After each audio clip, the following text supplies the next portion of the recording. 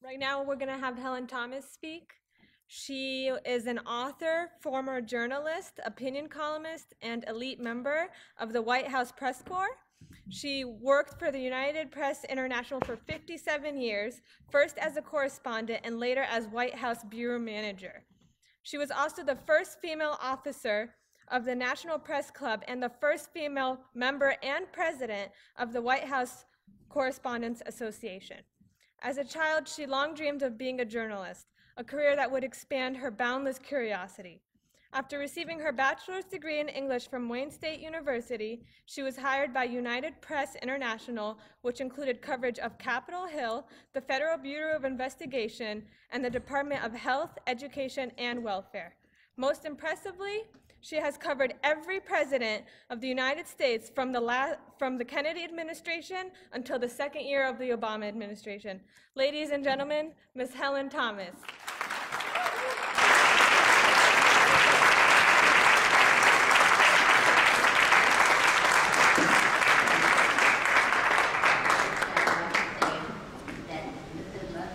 Miko presented the most brilliant analysis of the era of history that has ever occurred.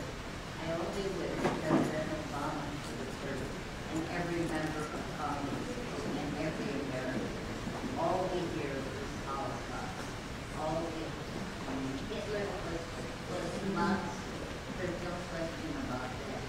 But every American family was involved in World War II to eliminate that horror. And yet the Israelis have brought back the same kind of genocide as Hitler. Good evening.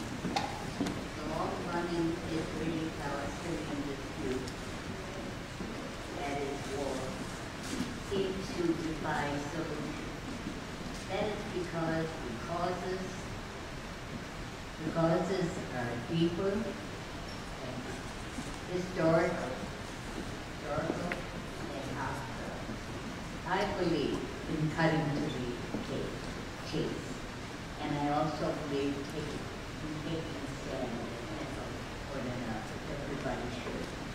I believe Palestine belongs to the Palestinian people, and Jerusalem should stand as the UN voted was as an international city open to all people, all religions. It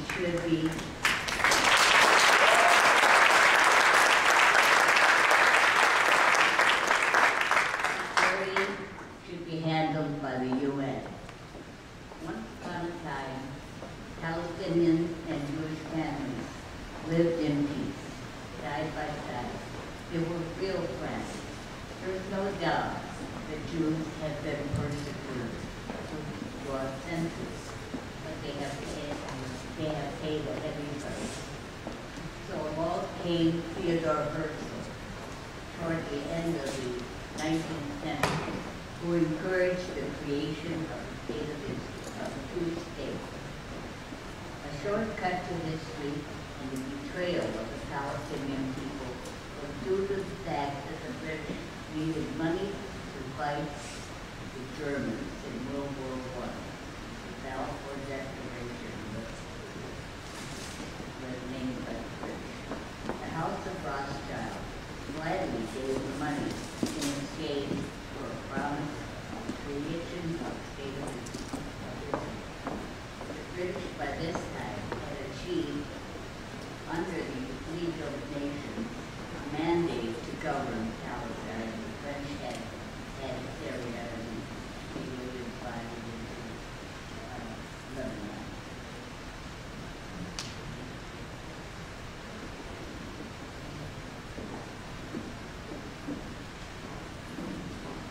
The United Nations specified that it was illegal to annex occupied land, and that has still remained unquoted, but it's never enforced. The pressure on the British then by the newly empowered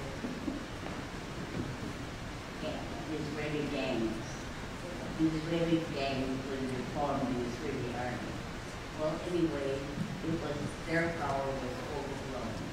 The British, the Palestinians and the Arab world was waking up to the fact that the Zionists planned to take over Palestine, all of Palestine, with unlimited immigration from the rest of the world. The Knesset that was formed has on the walls from the Euphrates to the Nile. The Palestinians at that time were 85% in the majority. Some books say 96% in the majority. The European immigrants began to form ruthless gangs to enforce the British mandate. Irgun, Stern, Haganah gangs were named and financed by the Zionists all over the world, and especially in New York. They had the power from Washington as well. They ransacked, as Miko pointed out, Arab villages. They killed, telling the Palestinians they had to run to save their lives. They left. They fled to camps and caves where they still stay. Some are still there. As brutal Israeli gangs formed the Israeli army with the full backing of the United States. They had all the sympathy of Americans. The Zionists began to take over all of Palestine. On May 15, 1948, while the UN was still debating the 1947 partition plan, the Israeli leaders came knocking on the White House door at 3 o'clock in the morning and persuaded President Truman to wake up there and to recognize the state of Israel. They had great plans. The next day, Israel was recognized by the United Nations as a state. The Israelis learned, the Israelis left, no stone unturned. They touched all bases. Meanwhile, the Arab refugees were pushed out of their homes by the armed Israelis, and they have lived in refugee camps ever since. Former Israeli Prime Minister Golda Meir, who grew up in Milwaukee as a school teacher, became a school teacher, she proclaimed Palestine was a land without people, a people for a land, that was one of the biggest lies told. It was a very organized, Jerusalem had scholars, business people, diplomats, everyone. Jerusalem was inhabited. It had leaders, as I said, scholars, clergy.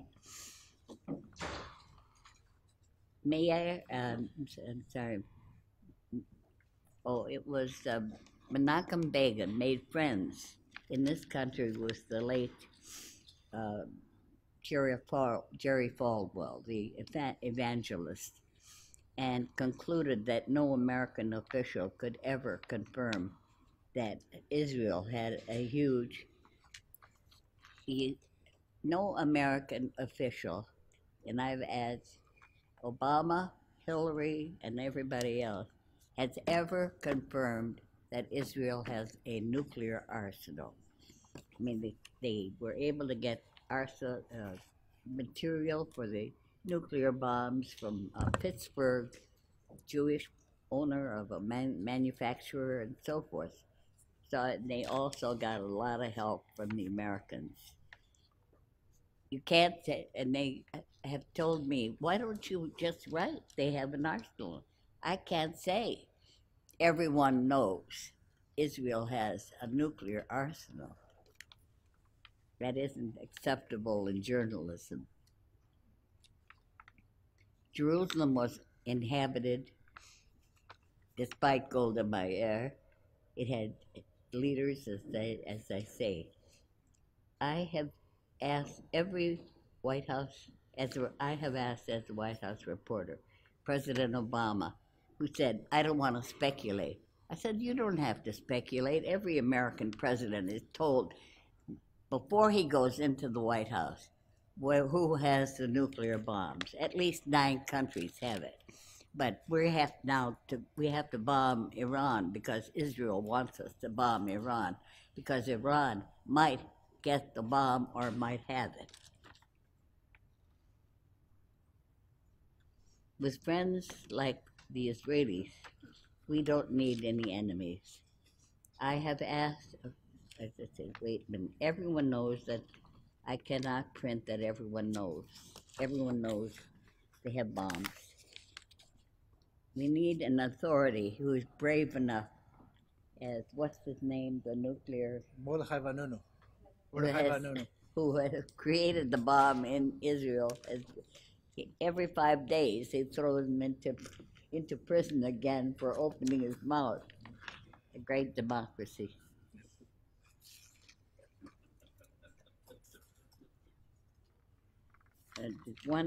He's the one Israeli scientist who is in and out of jail.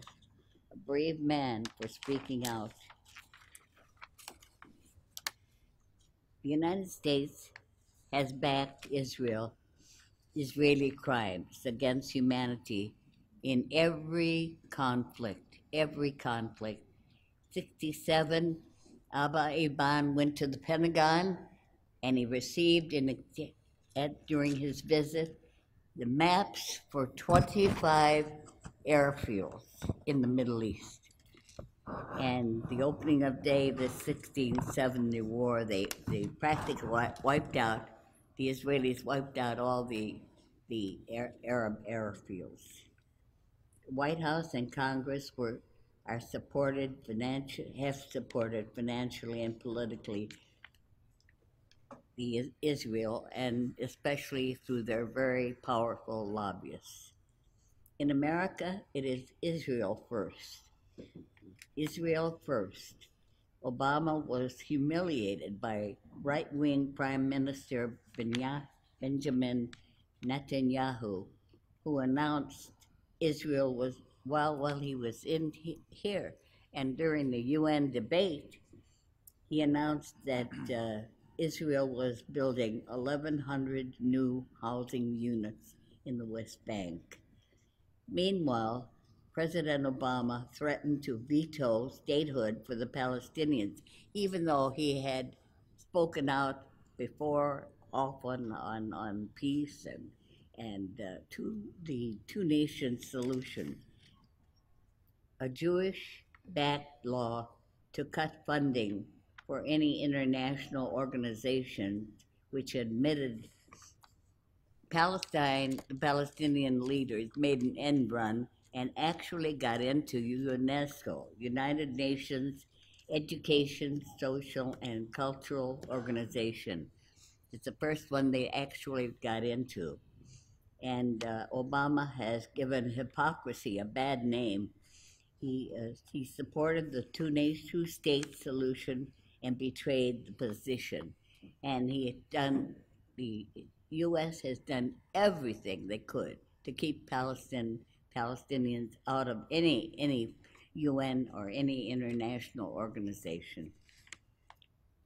Let's forgive a politician with no integrity who is running for re-election. That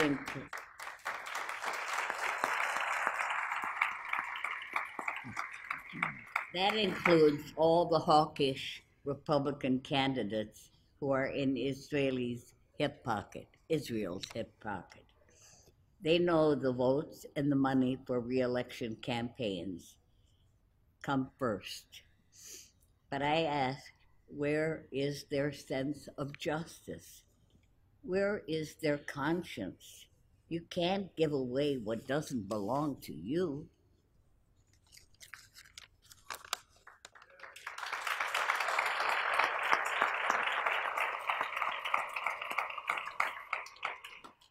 I have read that Israelis feel so secure they can do anything. Time magazine reported that the precious water that you spoke of, that some Israelis have now their summer homes in Palestine, West Bank, and they have built their swimming pools there. Can you believe that? When others are dying for water? All American presidents during modern times, with the exception of Jimmy Carter, have marched to the Israeli drummer.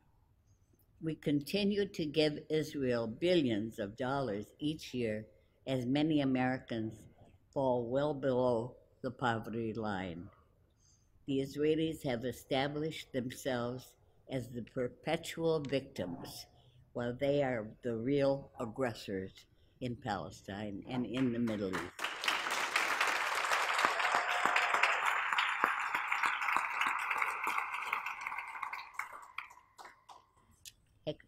Neko here will help me field questions, and he will take the main ones, and I will just make a sign of the cross. With friends like Israel, the United States needs no enemies. Thank you.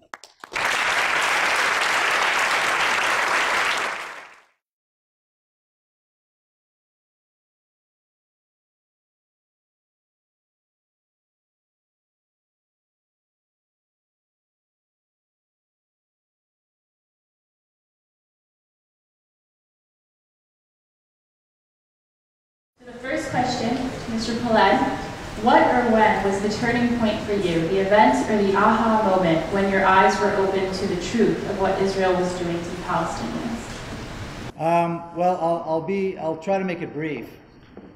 Having grown up the way I was, it was absolutely clear to me that we were heroic, we were just, we had the moral high ground, and we would never, ever do anything that was contrary to that. Well, when my father retired from the military, he dedicated his life to being an advocate for Palestinian rights. When he made that statement at the very first meeting of the General Staff while still in uniform, that Israel needs to immediately allow the Palestinians to establish a state in the West Bank and Gaza, of course he was ignored.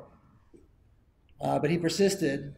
He remained in the military another year, and then he retired. He embarked on an academic career. He taught Arabic literature at Tel Aviv University. He brought into the curriculum of the university poetry and literary works by Palestinian writers for the very first time. He initiated in the mid-1970s, along with several other Zionist activists, a dialogue with PLO for the very first time, which was illegal in Israel then, but because he was a retired general, he could do it. And the whole notion of the two-state solution was formed in those years, in the mid-70s, when my father and his group met with Palestinians who were official PLO representatives in Europe. And that was when it was formed. Of course, he would come back and report, and the Israeli government, of course, wanted nothing to do with any of this. They heard, but they did nothing. So I grew up with this military Zionist background on the one hand, and then I saw my father engage in this work with the Palestinians. So I knew that there were Palestinians, I just never met any. And this is what my father did for the remainder of his life. He died in 1995, and it was an interesting funeral because it was a full military honors funeral, but it was, there were many Palestinians there. And on the very fresh grave of this Israeli general, right by the wreath by the president of Israel, there was a wreath from President Arafat. This was 1995, after Oslo and Arafat had returned to Gaza. He was not permitted to come to Jerusalem, that's why he couldn't attend. So this was the process. 2 years after that, my sister's little girl was killed in a suicide bombing in Jerusalem. She was 13 years old, and two Palestinians, young Palestinians, blew themselves up downtown Jerusalem, and she was killed. And of course, there's no words that can describe the feelings as a result of something like this. But my sister, her mother, began making some very interesting statements. The first one was when she was asked about retaliation, she said, well, no real mother would want the same thing to happen to another mother. So don't talk to me about retaliation. Then she was asked if she would be willing to talk to the other side. And she said, no, I will never agree to talk to the other side, but the other side are not the Palestinians. The other side is the Israeli government, who drove these two young men to blow themselves up.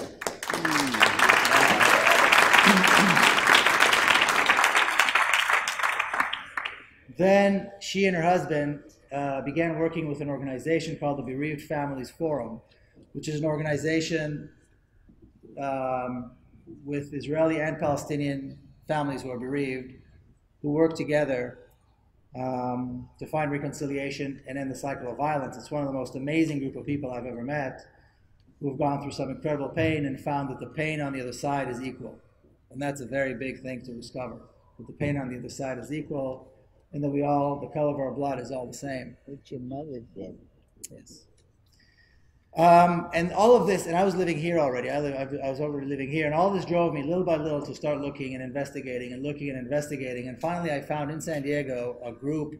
There was a Jewish-Palestinian dialogue group, and for the first time, I actually met with Palestinians in their homes, just like normal people, on a completely equal footing, which can't happen back home.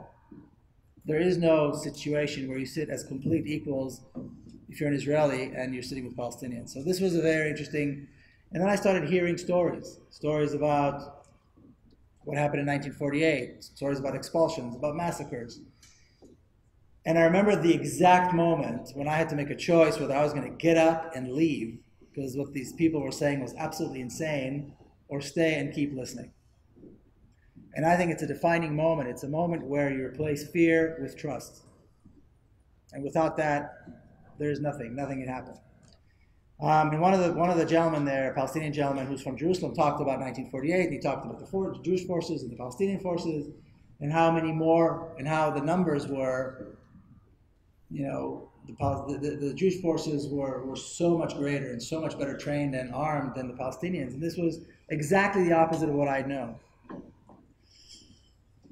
So I went home that day and I called my brother, who teaches political science at Tel Aviv University, and I said to him, look, this Palestinian gentleman is saying these things. Is there any merit to this at all? I know it sounds absurd. And he said, well, as a matter of fact, there is. And several Israeli historians had just rewritten, I should say, the history of 1948. Ilan Pappé was one of them, and Benny Morris and a few others. And he suggested that I pick up those books and read them, and I did. And basically what these Israeli historians did was they corroborated what the Palestinians have been saying for decades.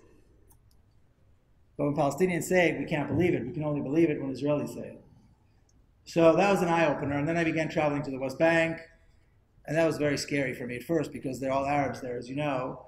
And I was taught that they're out there to kill me. And if I'm all alone by myself in a car, it's a very dangerous situation. I had to overcome a lot of these very, very fearful situations, only to discover that there's really nothing to fear. So anyway, this has been the process that I went through. It's a very, very long process, and it's a very painful process. It's excruciating to find out that the truth you know is not all the truth, number one, that there's another truth on the other side, and that truth may have merit. And then to discover what my people are doing, what this army that I was raised to admire and adore is doing to innocent people who have never had a military. So anyway, so the book basically is all about that. This was kind of the short version of that moment.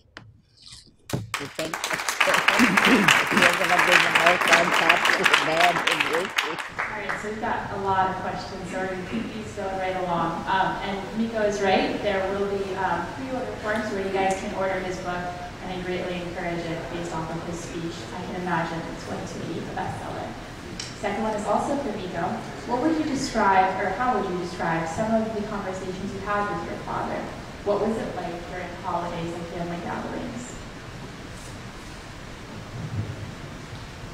Well, my father was a general, so generals don't converse very much. They either lecture or they give orders, and so it wasn't exactly, but there were conversations.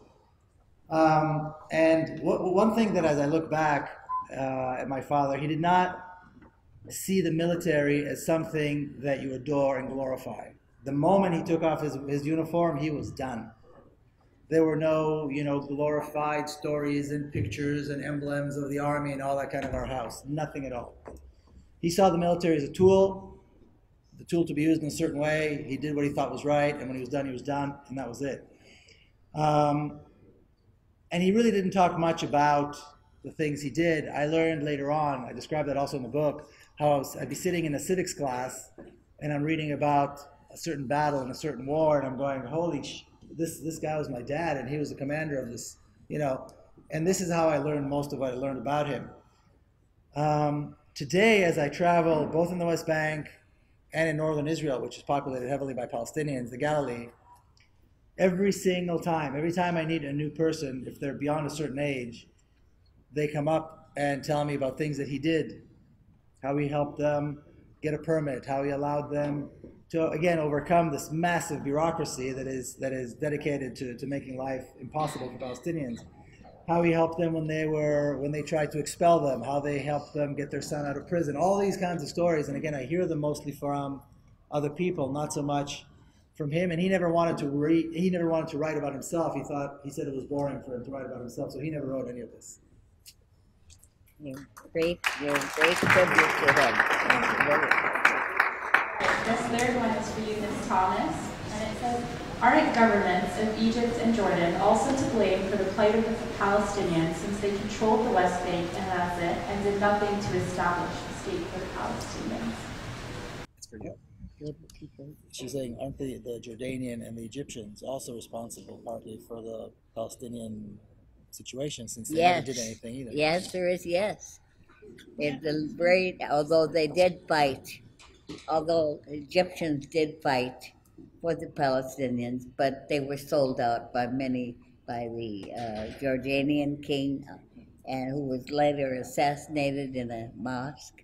And no, everyone has played the game until the people in what is now called the Arab Spring rose up to defend themselves and to gain power, people power, for the first time. You know.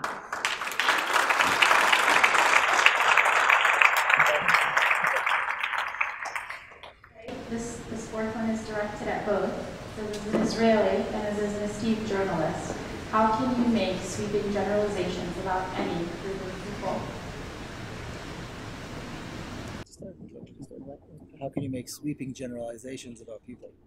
That's the question. Because we've been there, we've watched it. I mean, I covered the White House from Kennedy on. I saw every time there was an Arab-Israeli crisis, the U.S. always took the side of the Israelis. They were always, all the advisors were there. The Israelis managed their lobbies, eliminated practically every Arabist in every major university and political science department. And most of the advisors were Jews at the White House, so I can't expect them to say anything else.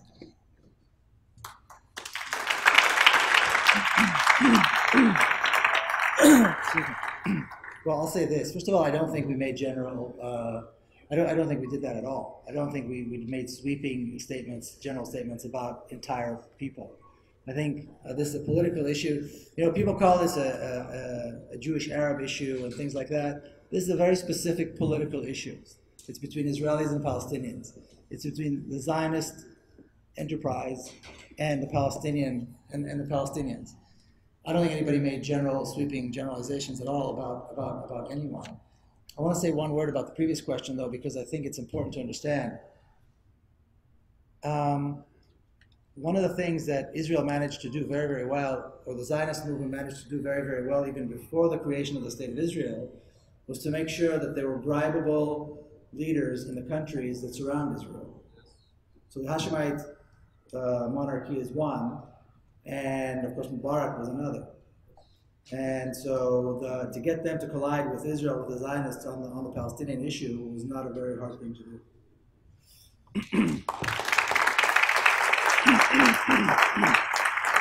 I keep thinking of this, but I remember when one Zionist told General Rabin, God gave us this land, and Rabin said, where's the deed?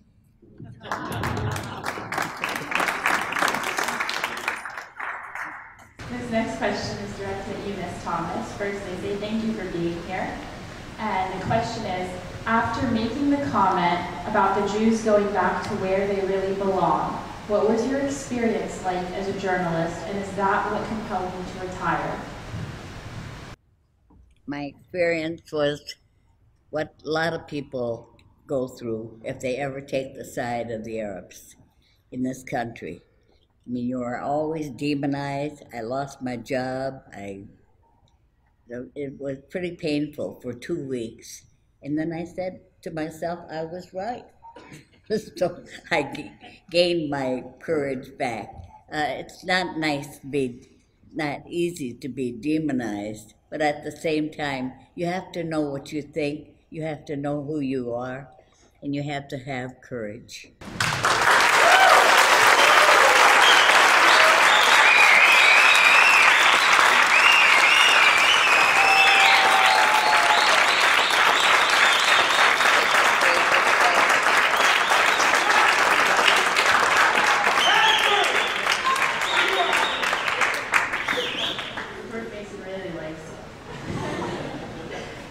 Question is for you, Mr. Peled.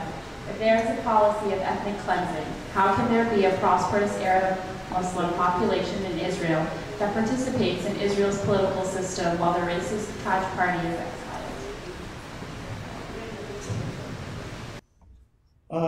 Well, that's a very good question. There is no prosperous Palestinian community in Israel. There's a very poor, neglected Palestinian community within Israel. Palestinians are far below the poverty line than any Israelis are. The communities are neglected. Not a penny has been invested ever to build a road, a school, a home, a mosque, anything at all for the Palestinian community within Israel. They are allowed to vote, it's true. They do have a certain number of members in the Israeli Knesset. It's by the way the Knesset works in Israel, the way the Israeli government works. They managed to put together a formula that can continue to ignore the Palestinian community within Israel, even with allowing them to vote and allowing them to have representation in the Knesset.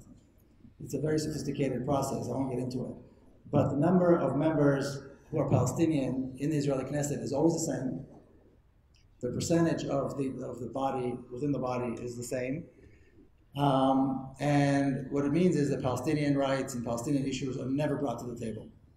And no Israeli, no Zionist government, and Israeli governments are always coalitions because you have to have a majority in order to form a government. So they create coalitions. Not a single one will ever, or has ever, included any of the Palestinian Knesset members in their coalition, and they never will. Not only that, they don't even use them. They don't even need them when they need votes, and they want them to vote with the coalition. So it's a very well planned, pretty sophisticated way of, on the one hand, making it seem like they are represented and making it seem like this is a democracy, and on the other hand, making sure that their voice is never heard and their issues are never dealt with.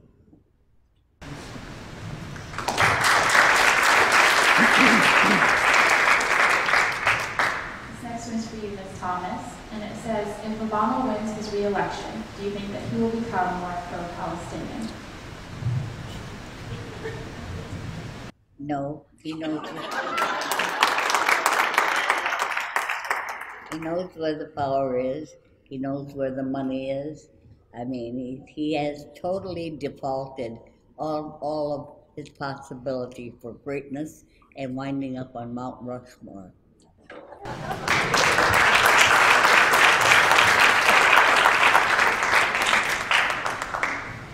So I personally think this could be one of my favorite questions, but this is directed to both of you. What do you think that we can do as Arabs to help our brothers and sisters in Palestine get their country back? What for you? No, for both of us. What can you as Arabs? What can Arab Americans do to help Palestinians get their country back? They can face the truth for the first time in history. And they stop thinking of their ethnic background. If we did, we'd all be, I don't know, we'd be killing each other. We'd have a segregated country, not that we don't do somewhat, but we would never be moving forward. Well, I'm not an Arab, but I can tell you what I think. I think SJP is, like I said in the beginning, is an excellent first-rate way to promote this issue. I think that you guys are doing an amazing job in colleges all over the country. And I think that when change does come and Palestine is free, it'll be to a very large degree thanks to SJP and the kind of work that they do in the different colleges here in the US. I think one of the issues that comes up a lot that I hear is that, well, when people say to me, when you say this, it's okay because you're an Israeli. When we say this, we're called anti-Semitic. And nobody wants to be called anti-Semitic, and nobody likes to be called names. But if this is the price you have to pay, then so be it. They could call you worse things. Number one, what in the world does it mean to be anti-Semitic, and who decided that? Hitler. Who decided that somebody's anti-Semitic? Who gets to decide? You know, and number two, I think what I would do is I would take the question back. Fine, I'm an anti-Semitic. Now, can you explain dropping 100 tons of bombs on a civilian population with 800,000 children? Can you explain 7,000 political prisoners held against international law? Can you explain the human rights abuses? Can you explain the different distribution of water to Palestinians? Far less than Israelis get. Let's move on beyond the name calling. You know, if they're calling us names, if they're calling you names, that means they have nothing else to say. So seize that moment and take it right back, and continue this discussion, continue talking about it, and follow, I think, the example of SJP. I think you guys are doing a tremendous work. So.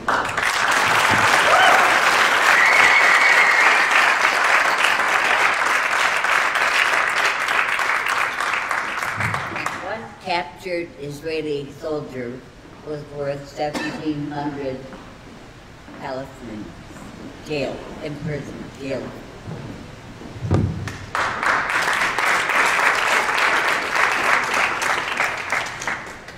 Okay, I guess this is addressed to both of you.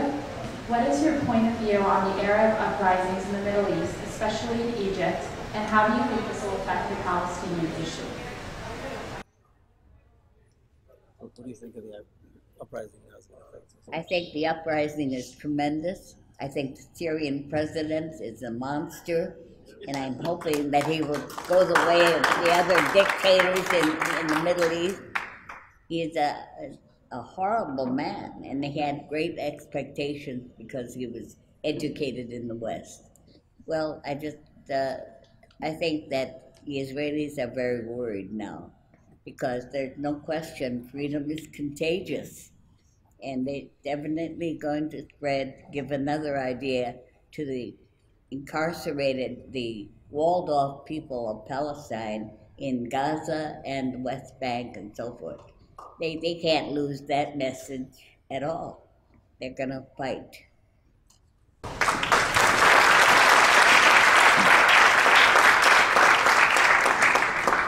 For freedom. Yeah, I don't think there's any question that the uprising is a good thing. I think, though, when you look at Palestine, there's been an uprising, a peaceful uprising in Palestine going on for many years. It just hasn't been, nobody's reporting on it. Right. And when you look at the protest, the peaceful protest I mentioned in my remarks, and also if you look at the BDS movement, the boycott, divestment, and sanctions movement, it's a growing movement around the world, making huge strides. And it is all of these things, both the BDS and the resistance movement, you see Israelis and Palestinians hand in hand marching together. This is part of the Arab Spring. And so the Arab Spring is taking place in Palestine as well, and outside of Palestine to support Palestine. Ideally, if Egypt does end up having, I think nobody knows exactly what's going to end up in Egypt, but I think if Egypt, if things do go well, and they resist the temptation to let America and Israel intervene, then if the largest Arab country in the world has a democracy, Israel's going to have a very difficult time, because they need a bribable tyrant to keep the Palestinians in Gaza from, to keep the border in Gaza and collaborate with them. So hopefully there will be a real democracy in Egypt, and then of course that will impact the rest of the Middle East, and of course it will impact Palestine, and that, along with the popular resistance movement and along with the BDS movement, will, I think, unquestionably bring about a real democracy in Palestine.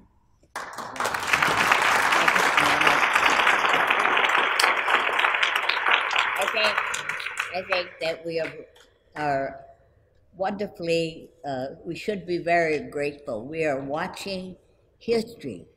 We are watching revolutions that has been long been nurtured and so forth. And I think that these revolutions are great.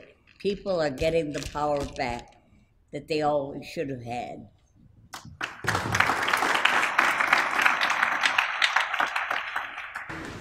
This one's directed to you, Ms. Thomas. It says, what role does the media really play in representing the reality of what's going on? And are they largely to blame? What role does the media play in all this, and are they to blame? The media has been so ignorant, and they are to blame.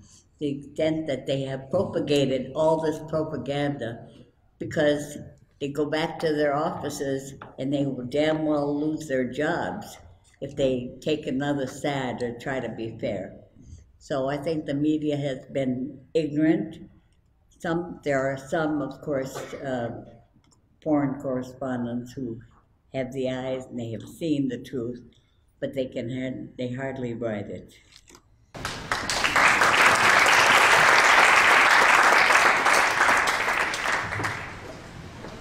Maybe I'll give you a quick brief. This one's for you. It says, first off, your words are very sincere and impacting. And I guess there's a couple questions here, but it's, have you lost friends because of your beliefs? Do you ever fear for your life when you protest in Palestine? And we have dinner. And what is your favorite city in Palestine? I'll start with the last one. My favorite city is Jerusalem, without any doubt.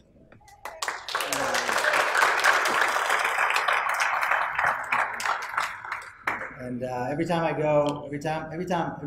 I go, and I go quite a lot, I visit the old city and I discover another beautiful spot, another special little place that I didn't see the time before, and I know it quite well by now.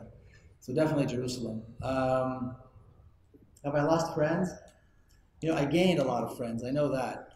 If I lost friends, then so be it. I think I've gained many more friends than I've lost. So I'm not really worried about that. I haven't had any threats at all on my life, or any threats at all have been made. Like I said, I'm probably not that famous yet, and maybe that's why. But no, there haven't been any threats. And what was another part? There was another part of the question that I missed. Who wants to know if you can have dinner? If I can have dinner, I'm working on. All right, Ms. Thomas, next one is for you. How did it feel working on a daily basis with people who supported Zionism? How does it feel working on a daily basis with people who support Zionism? I believe in democracy. I believe people have the right to support any cause they want. But I also believe that they are not being truly informed as we were tonight.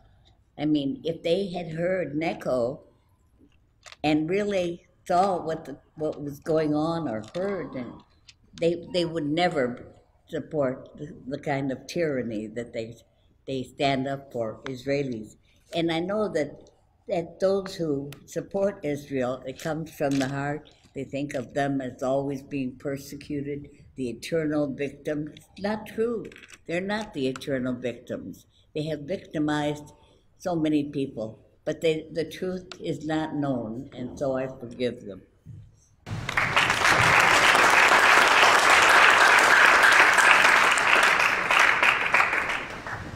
this final one is for you, Mr. Peled. Is the term ethnic cleansing nothing but a euphemism for something far worse than it sounds? Worse than ethnic? There's something worse? There's something worse than ethnic cleansing. I don't know that there's something that's worse than ethnic cleansing. This is a pretty horrific process that's taking place there. I think ethnic cleansing is describes exactly what is going on. Like I said, if you pull back and take a minute to connect the dots, then it's clear as daylight that the process that started exactly 64 years ago, with the expulsions and the massacres and the destruction of Palestinian towns and the attempt to de-Arabize Palestine, and still goes on today in a far more violent and a far more sophisticated way. Why? Why? Why is it more violent? Well, it's more violent because they're using a lot more power and killing more people. But I think it's a lot more violent. I think perhaps there's a lot more fear. I think they feel they can get away with a lot more. They've got a bigger army. They got better means of killing people. But I think ethnic cleansing is exactly the process, because the objective is to get rid of the Palestinian Arabs and have Eretz Israel, the land of Israel, for Jews. And only Jimmy Carter was able to point this out. That was only Jimmy Carter who was able to point this out. Guys, put it together for two amazing